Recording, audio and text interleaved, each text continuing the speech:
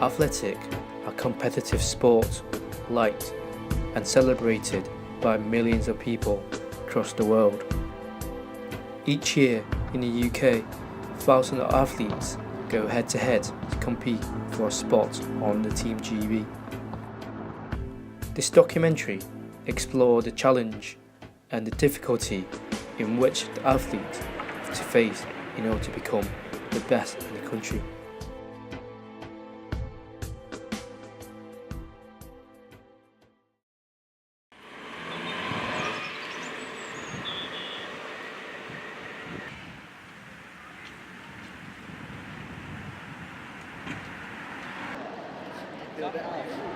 Well, it's more to do with my family, because my family members were into athletics and that, so they're always pushing me towards doing it. And then once I got into it, I was like, oh, let's do it, let's enjoy it. Once you get into it, I'm very competitive. Like from a young age, I was always wanted to win throughout my life. So when it comes to athletics and that, it's really passionate winning, wanting to succeed, and wanting to be your best, really. What Sheffield's got, we've got Adam, we've got Luke Cutts, who's an Olympian. Yeah, well, he's a Commonwealth bronze medalist and silver medalist, and he's just all that. Them two just like push you on, if you know what I mean, because you've been watching them for years, so they like help you progress and get better.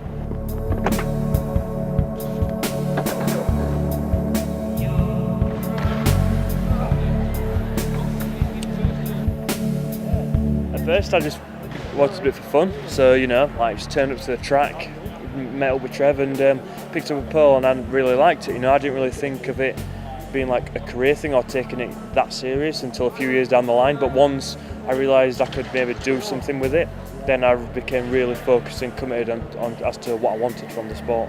Once you sort of get the heights you get, you kind of remember the heights, so that helps technique-wise because you can get consistency, but then it's just hard to break the new barriers onto like the new ones. So it's just, because that's what you've got to do, you can't be consistent every year, because how are you going to win a medal? Like, it's not going to happen. So you've just got to break new barriers every year, even if you think they can't be broken. You've got to be like, you've got to do it because it has to be done. Like, this is what you want, and you've got to do things that make you uncomfortable.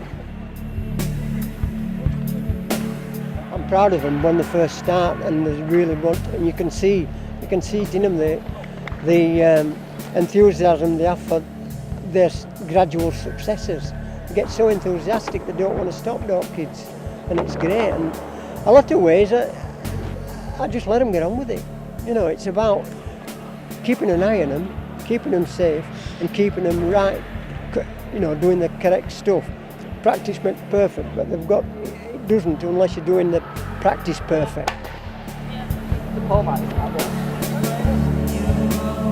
I've trained Luke Cutts and Adam Haig from being 10-year-old up to the present day when now we're the seniors competing for the United Kingdom at this level, at national level, and they're both really achieving well, and they've learnt from each other in some ways.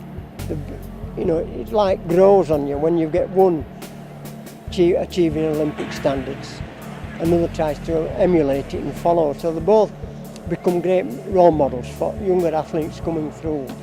It's more serious. Like, you say it's counties, you have a laugh, like you'll have a lot of fun. Obviously you have a lot of fun on GB camps, but when you're on a camp, you're like, this is it, like this is serious stuff. Like, it's all serious when you're younger, but it's just a different level. Like, you turn up to like English schools and stuff like that, you're with all your friends, you have a laugh, then you're going to compete and just see what happens.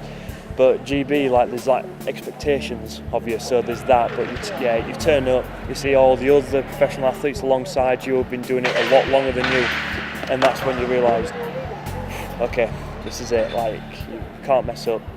We've got to get the work done. Sometimes the different stuff is that they train more intensely, and when they do train, more really committed and want to really set their goals high and believe in themselves and believe what the goals is and believe that they're going to achieve it. It's all about self-belief and bigging yourself up, not shooting yourself in the foot all the time. It's knowing you can do it and feeling confident to be able to do it, and having that confidence instilled in them, particularly from the coach, but from everybody else around them as well. And they really need to have that mental attitude as well as the physical prowess and strength and speed.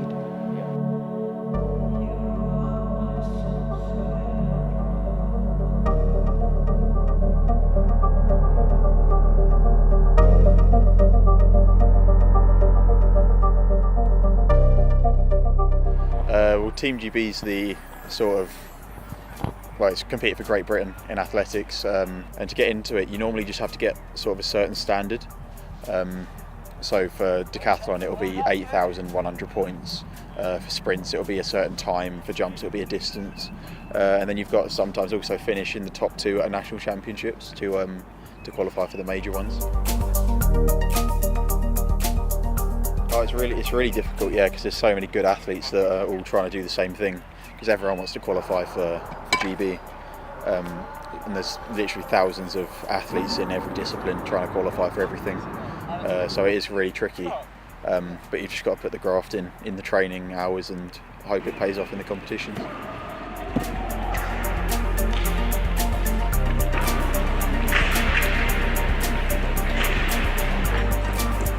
It's definitely important to have a good training group around you, just to support you really, because you can coach your peers and you can train with them, and it's just, yeah, it's really nice to have good people to train with, because training on your own, sort of your motivation goes down. You don't have anyone to sort of compete with in training, and training on your own is just really difficult to do. Just getting the motivation to get up and go outside and do laps and laps of the track, or tens or dozens of throws on your own in the rain or the cold or anything. Boy.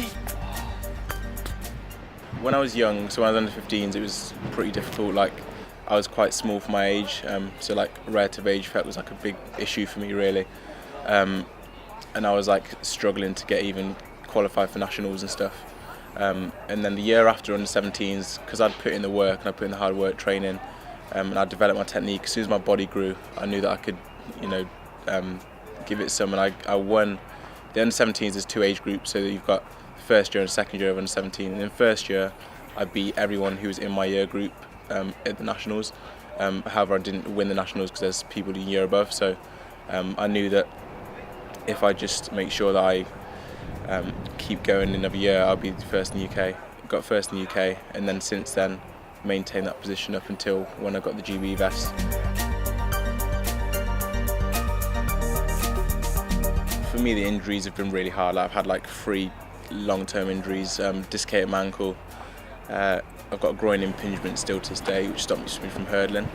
And then a few other little niggling injuries as well, and they've stopped me from doing decathlon just because I'm not able to get over the hurdles really. So even if I get to full fitness, get back healthy again, the impingement will stop me from hurdling. The mental side of it is probably as important as the physical side really. If you're not in the right mindset for a competition, then you just won't perform well, because you'll be either doubting yourself or you know that you're not in the right frame of mind to compete well, and that's definitely one of the most important aspects of being an athlete. It's so difficult to stay sort of positive and motivated all the time to be able to compete and train at the best of your ability, but if you don't, then you won't improve, and you've just got to try and keep a really strong mindset. The uni side of it is really difficult if you're a student athlete, because you've got to balance sort of getting all your money, living for yourself, feeding yourself, all your studies as well, and then training full time if you're a high level athlete as well. So you can't miss a training session, and a lot of high level athletes train 6 or 7 times a week. So you'll have to train, come home, do uni work, eat, work if you have a job. So all the hours of your day are really filled up. Oh no, I love athletics. I'll always do athletics. It's just like, for me, I've always done it because it's rewarding. It's just not the rewards in terms of like the extrinsic rewards like medals and stuff. It's the actual coming down and training, staying fit, mentally like healthy, not being kind of locked in a gym or whatever. It's quite feel quite free. So GB or no GB, I'll always do athletics.